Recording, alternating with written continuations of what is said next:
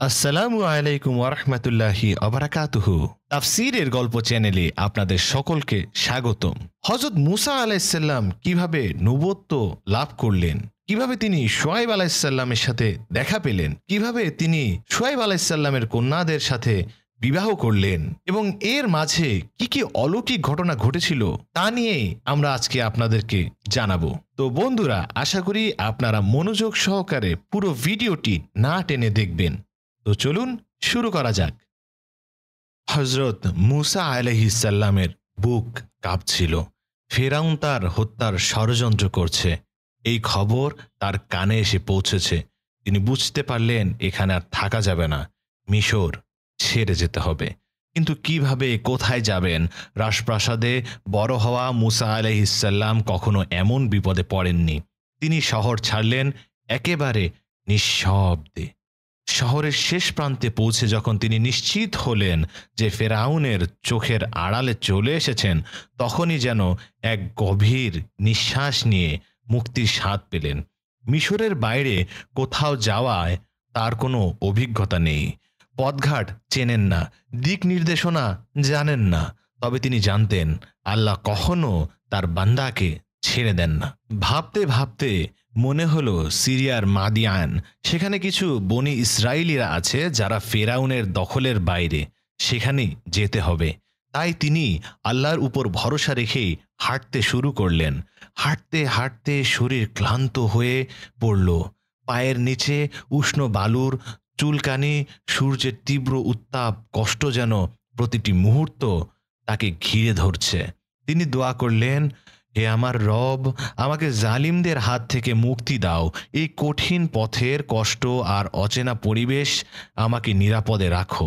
আল্লাহ তার দোয়া কবুল করলেন। অনেক কষ্টের পর অবশেষে মুসা আলাইহিসসালাম মাদিয়ানে পৌঁছালেন। তার শরীর যেন আর চলতে চায় না, পা টেনে হাঁটতে হচ্ছে। ক্ষুধার যন্ত্রণা যেন দেহের সমস্ত শক্তি শুষে নিয়েছে। তৃষ্ণায় গলা শুকিয়ে গেছে। তবুও তিনি এক মুহূর্ত থামেননি। অবশেষে একটু বিশ্রামের জন্য তিনি একটি বড় গাছের ছায়ায় গিয়ে বসলেন। এই দীর্ঘ পথ তিনি পেরিয়ে এসেছেন, এটা আল্লাহর কুদরত। কিন্তু এখন তিনি কি করবেন? হঠাৎ কিছু দূরে একটি কূপ দেখতে পেলেন। সেখানে অনেক রাখাল তাদের পশুদের পানি পান করাচ্ছে। কিন্তু তার চোখ আটকে গেল দুটি তরুণী মেয়ের দিকে। তারা একটু দূরে দাঁড়িয়ে আছে, হাতে দড়ি ধরে দুটি পশু নিয়ন্ত্রণ করছে। মুসা আলাইহিসসালাম অবাক হলেন, ওরা কূপের কাছে যাচ্ছে না কেন? তিনি খেয়াল করলেন মেয়েগুলো লাজুকভাবে দাঁড়িয়ে আছে।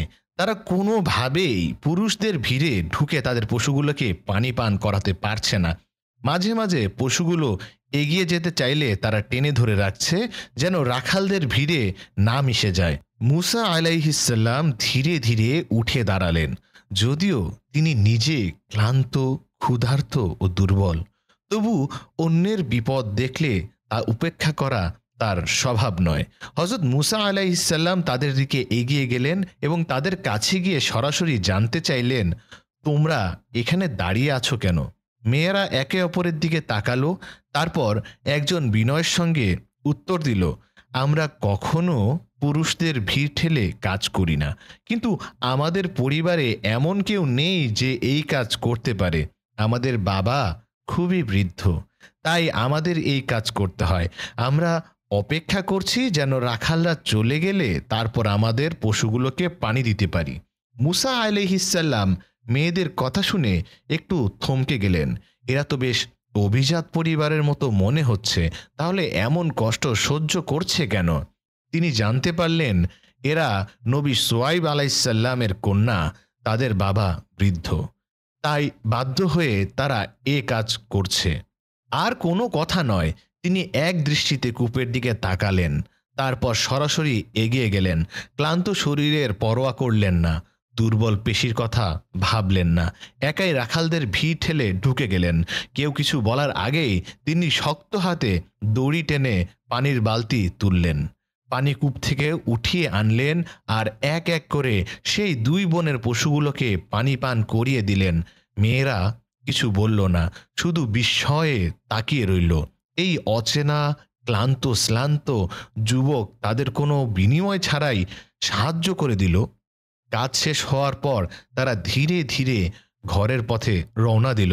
আর মুসা আলাইহিসসালাম তিনি আবার সেই গাছের ছায়ায় গিয়ে বসে পড়লেন। আর তখনই তার হৃদয়ের গভীর থেকে বেরিয়ে এলো এক দোয়া, হে আমার রব, আমি তোমার দেওয়া যে কোনো কল্যাণের মুখাপেক্ষী। মুসা আলাইহিসসালাম সেই গাছের নিচে বসেছিলেন, একেবারে নিঃসঙ্গ, ক্লান্ত, ক্ষুধার্ত, কিন্তু তার হৃদয়ে ছিল প্রশান্তি। তিনি জানতেন যে আল্লাহ তাকে ফেরাউনের হাত থেকে রক্ষা করেছেন, তিনি তার জন্য সকল কিছু ব্যবস্থা করে দিবেন। অন্যদিকে সেই দুই তরুণী দ্রুত পায়ে বাড়ি ফিরে গিয়েছিল। পথে তারা একটিও কথা বলেনি, কিন্তু মনে মনে তারা দুজনেই একই ভাবনায় ডুবেছিল। কে এই যুবক, এত শক্তিশালী হয়েও, এত বিনয়ী, এত ক্লান্ত হয়েও আমাদের জন্য সাহায্যের হাত বাড়িয়ে দিল? ঘরে পৌঁছে তারা হযরত শুআয়ব আলাইহিসসালামের কাছে সব খুলে বলল। শুআয়ব আলাইহিসসালাম গভীর মনোযোগ দিয়ে শুনলেন। তার মেয়েরা সচরাচর এত উৎসাহ নিয়ে কিছু আলোচনা করে না, কিন্তু আজ তারা এক অচেনা যুবকের প্রশংসায় যেন বিভোর। তিনি অবাক হলেন, আজ এত তাড়াতাড়ি বাড়ি ফিরে এলো কেন? তার কন্যা একসঙ্গে বলে উঠল, আব্বা, আজ একজন অসাধারণ যুবকের সাথে আমাদের দেখা হয়েছে। তিনি শুধু শক্তিশালী নন, বরং সত্যিকারের আমানতদার, ও এত পরিশ্রমের পরেও বিন্দুমাত্র অহংকার নেই। আমাদের পশুগুলোকে পানি পান করিয়ে দিয়ে তিনি কোনো বিনিময় চাননি। শুআয়ব আলাইহিসসালাম একটু চুপ করে থাকলেন, তারপর একগাল হেসে বললেন, তাহলে কি তোমরা মনে করো তাকে আমাদের কাজে রাখলে ভালো হবে? এক মেয়ে বলে উঠল, হে আব্বা, যে কোনো কাজের জন্য দুটি জিনিস দরকার, শক্তি আর আমানতদারি, আর তার মধ্যে দুটোই আছে। শুআয়ব আলাইহিসসালাম এবার আস্তে করে মাথা নাড়লেন, তাহলে তাকে আমার কাছে আনো। তিনি কন্যা সফুরাকে দায়িত্ব দিলেন যাতে সে গিয়েই মুসা আলাইহিসসালামকে ডেকে আনে। এরপর সফুরা হযরত মুসা আলাইহিসসালামকে ডেকে আনার জন্য ঘর থেকে বের হলেন। যেতে যেতে তিনি বহু কথা ভাবছিলেন, কি বলে সেই অচেনা ব্যক্তিকে আমন্ত্রণ করবেন। তিনি খুবই লজ্জা পাচ্ছিলেন, কিন্তু তিনি সাহস নিয়ে ধীরে ধীরে গাছের নিচে এসে দাঁড়ালেন। তার চলনে ছিল শালীনতা, তার চোখ ছিল নিচের দিকে, আর তার কণ্ঠ ছিল বিনম্র। সে হযরত মুসা আলাইহিসসালামের সামনে এসে বলল, আমার আব্বা আপনাকে ডেকেছেন। আপনি আমাদের পশুগুলোকে পানি পান করিয়ে দিয়েছেন, তাই তিনি আপনাকে কিছু দিতে চান। হযরত মুসা আলাইহিসসালাম কথাটা শুনে চমকে উঠলেন। তিনি তো কোনো কিছু পাওয়ার আশায় সাহায্য করেননি। বিনিময়ের জন্য কাজ করা আর মানবিকতা থেকে সাহায্য করা দুটি জিনিস কি এক হয়?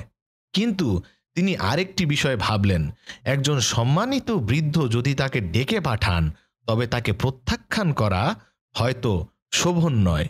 তিনি এক মুহূর্ত ভাবলেন, তারপর বললেন, আচ্ছা, আমি তোমার সঙ্গে যাচ্ছি।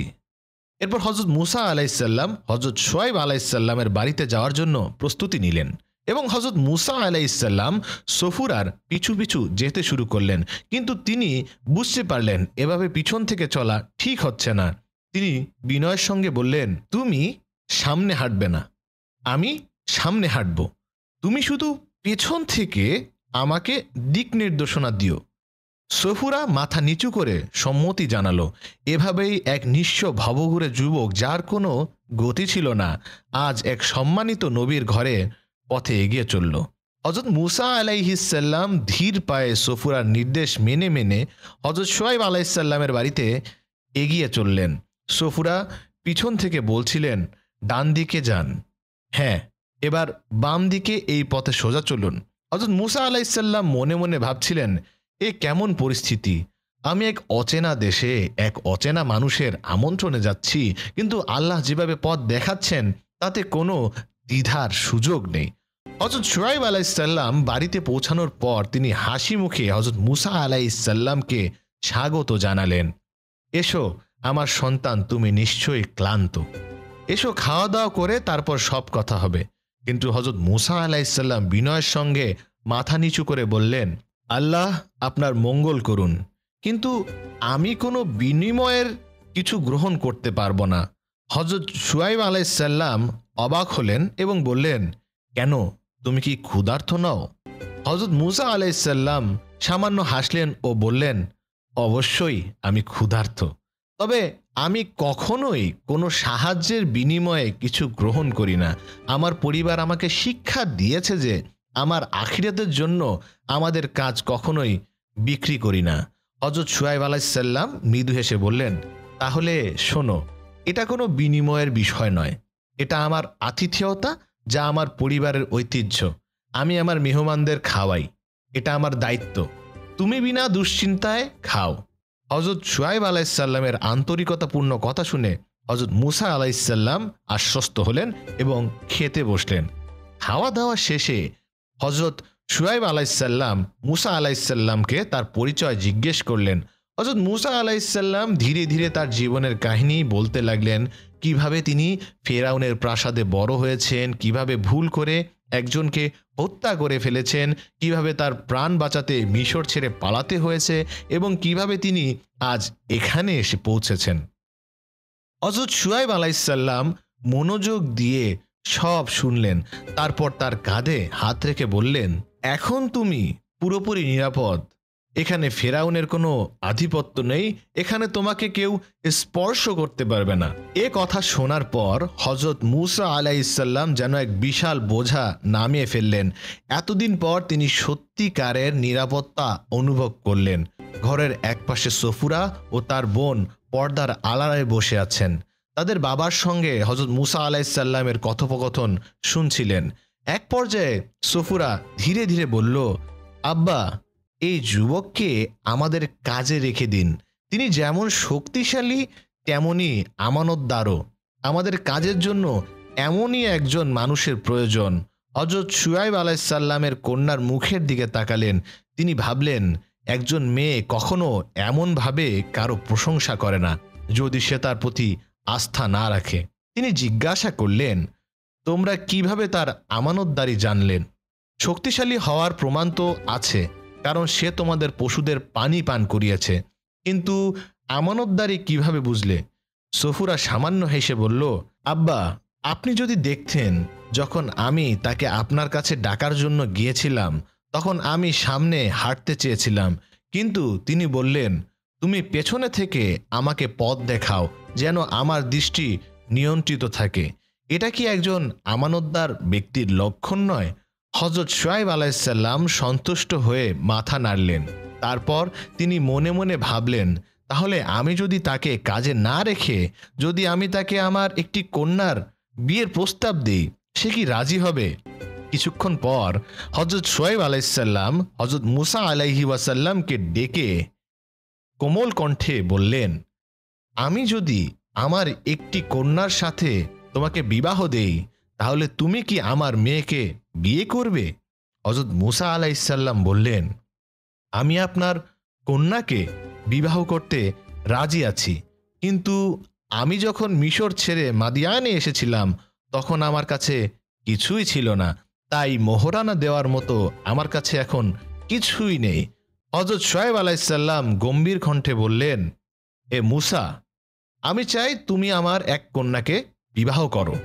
বিনিময়ে তুমি আমাকে 8 বছর কাজ করে দেবে, আর এই হবে তোমার মোহরানা। তবে যদি 10 বছর পূর্ণ করো, সেটি তোমার দয়ায় পরিচিত হবে। তবে আমি তোমার উপর কোনো কঠিন শর্ত চাপাতে চাই না। আমি চাই তুমি আমার পরিবারে থাকো। আমি তোমাকে একজন সৎ ও উত্তম ব্যক্তি হিসেবে পেয়েছি। হযরত মুসা আলাইহিসসালাম কিছুক্ষণ নীরব রইলেন। এটি ছিল এক অমূল্য প্রস্তাব। এটা শুধু বিয়ে নয়, বরং একটা নিরাপদ আশ্রয়, একটা পরিবারের অংশ হওয়া। তিনি মাথা নিচু করে বিনয়ের সঙ্গে বললেন, আমরা যা চুক্তি করলাম তার সাক্ষী আল্লাহ। আমি শর্ত পূরণ করব। হযরত শুআয়ব আলাইহিসসালাম তৃপ্তির হাসি দিলেন। হযরত মুসা আলাইহিসসালাম 8 বছর তো বটেই, বরং পুরো 10 বছর হযরত শুআয়ব আলাইহিসসালামের সঙ্গে কাটালেন। এরপর এক শুভক্ষণে তিনি সফুরাকে বিবাহ করালেন। এইভাবে এক ভবঘুরে যুবক থেকে তিনি হয়ে উঠলেন এক সম্মানিত পরিবারের সদস্য। এরপর 10 বছর কেটে গেল। মুসা আলাইসাল্লাম আজ শোয়াইব আল হাসানের সামনে এসে দাঁড়ালেন, মনে এক বিধান, এক আবেগ নিয়ে। তিনি শান্ত কণ্ঠে বললেন, আব্বা, আমি মিশরে ফিরে যেতে চাই। আমার মা, আমার বোনদের অনেক বছর দেখিনি। আমার হৃদয় আকুল হয়ে আছে তাদের জন্য। হজরত শোয়াইব আলাইসাল্লাম এর এক গভীর দৃষ্টি হজরত মুসা আলাইসাল্লামের দিকে ফেললেন। এই 10 বছরে তিনি এই যুবককে এক অনন্য চরিত্রের মানুষ হিসেবে দেখেছেন, একজন শক্তিশালী, সৎ ও আমানতদার মানুষ। আর এখন সময় এসেছে তাকে বিদায় জানানোর। তিনি মাথা ঝুঁকিয়ে বললেন, ঠিক আছে মুসা, তুমি যাও, তোমার পরিবারের কাছে ফিরে যাও, কিন্তু তোমার যাত্রার জন্য আমি তোমাকে একটা উপহার দিতে চাই। তাই হজরত শোয়াইব আলাইসাল্লাম ধীরে ধীরে ঘরের ভিতরে গেলেন এবং কিছুক্ষণ পর হাতে একটি লাঠি নিয়ে এলেন এবং তিনি হজরত মুসা আলাইসাল্লামের সামনে দাঁড়িয়ে বললেন, এ লাঠি কোনো সাধারণ লাঠি নয়। কথিত আছে এটি হজরত আদম আলাইসাল্লামের লাঠি, যা তিনি জান্নাত থেকে এনেছিলেন। বহু নবী ও রাসূলের হাতে এটি পরিবর্তিত হতে হতে অবশেষে আমার হাতে এসেছে, কিন্তু এটা একজন রাসূলের জন্য মানানসই। হজরত মুসা আলাইসাল্লাম বিস্মিত হয়ে লাঠির দিকে তাকালেন। হজরত শোয়াইব আলাইসাল্লাম মৃদু হেসে বললেন, এই লাঠি হবে তোমার, যদি তুমি নিজে এটি ভূমি থেকে তুলতে পারো। হজরত মুসা আলাইহিসসালাম সামান্য অবাক হলেন, কিন্তু কিছু না বলে নিচু হয়ে লাঠির দিকে হাত বাড়ালেন। আর ঠিক তখনই অলৌকিকভাবে লাঠিটা যেন নিজে থেকেই তার হাতে উঠে এলো। হজরত শোয়াইব আলাইসাল্লাম গম্ভীর দৃষ্টিতে বললেন, হ্যাঁ মুসা, সম্ভবত আল্লাহ তোমাকে তার রাসূল হিসেবে নির্বাচিত করেছেন। হজরত মুসা আলাইসাল্লাম স্তব্ধ হয়ে গেলেন। তিনি তো কখনো ভাবেননি যে তিনি আল্লাহর একজন বিশেষ মনোনীত বান্দা হতে যাচ্ছেন। একদিন হজরত মুসা আলাইসাল্লাম প্রতিদিনের মতো আজও প্রস্তুতি নিচ্ছিলেন। ছাগল বকরিগুলো চড়ানোর জন্য তিনি দরজার কাছে দাঁড়িয়ে হজরত শোয়াইব আলাইসাল্লামের দিকে তাকিয়ে বললেন, আব্বা, আজ আমি ছাগল বকরিগুলোকে নতুন একটা মাঠে নিয়ে যাব। আগের জায়গাটা আর তেমন ঘাস নেই। হজরত শোয়াইব আলাইসাল্লাম গভীরভাবে হজরত মুসা আলাইসাল্লামের দিকে তাকালেন। তার চোখে এক ধরনের উদ্বেগের ছায়া খেলে গেল। তিনি ধীরে ধীরে বললেন, মুসা, ওই মাঠে যেও না। সেখানে এক ভয়ঙ্কর অজগর আছে যা ছাগল বকরিগুলোকে গিলে ফেলে। হজরত মুসা আলাইসাল্লাম কিছুক্ষণ চুপ রইলেন। তিনি জানতেন হজরত শোয়াইব আলাইসাল্লাম সবসময় সত্য বলেন, কিন্তু তিনি এটাও জানতেন আল্লাহ তাআলা সবসময় তার সাথেই আছেন। মৃদু হাসি দিয়ে বললেন, ইনশাআল্লাহ কোনো সমস্যা হবে না। এই বলে তিনি ছাগল বকরিগুলোকে নিয়ে চলে গেলেন সেই নতুন ময়দানের দিকে। জায়গাটা ছিল প্রশস্ত আর ঘাসের সবুজ আভায় ভরে ছিল। পুরো এলাকা বকরিগুলো খুশিতে লাফিয়ে বেড়াচ্ছিল। কিন্তু হযরত মুসা আলাইহিসসালাম অনুভব করছিলেন পরিবেশটা কেমন যেন অস্বাভাবিক। তিনি সতর্ক দৃষ্টিতে গুহার দিকে তাকালেন। কিছুক্ষণ পর বুঝতে পারলেন বকরিগুলো আস্তে আস্তে সেই গুহার কাছাকাছি চলে যাচ্ছে। তিনি দ্রুত তাদের ফেরানোর চেষ্টা করলেন, কিন্তু কিছুতেই পারছিলেন না। অবশেষে তিনি ক্লান্ত হয়ে এক বালুর স্তূপে গিয়ে বসলেন। হাতে থাকা লাঠিকে পাশে রেখে ধীরে ধীরে বললেন, হে লাঠি, তুমি এখানকার পাহারাদার। যখন অজগর আসবে তুমি তাকে মেরে ফেলবে, যেন সে ছাগল বকরিগুলোকে ক্ষতি না করতে পারে। এই কথা বলে তিনি চোখ বন্ধ করে বিশ্রাম নিতে শুয়ে পড়লেন। কিছুক্ষণ পর এক ভয়ঙ্কর গর্জনে পুরো ময়দান কাঁপিয়ে দিল। হযরত মুসা আলাইহিসসালাম তখন নিদ্রামগ্ন। হঠাৎ এক বিশাল অজগর গুহা থেকে বেরিয়ে ছুটে এলো। তার চোখ দুটো আগুনের মতো লাল আর তার বিশাল দেহ ভয়ঙ্করভাবে কিলবিল করছে। ছাগল বকরিগুলো আতঙ্কে দৌড়াদৌড়ি করছে। ঠিক তখনই এক অবিশ্বাস্য ঘটনা ঘটল। হযরত মুসা আলাইহিসসালামের লাঠি কেঁপে উঠল আর মুহূর্তের মধ্যেই সেটি এক বড় বিষাক্ত সাপে রূপ নিল। সেই সাপটি দ্রুত লাফিয়ে গিয়ে অজগরের দিকে তেড়ে গেল।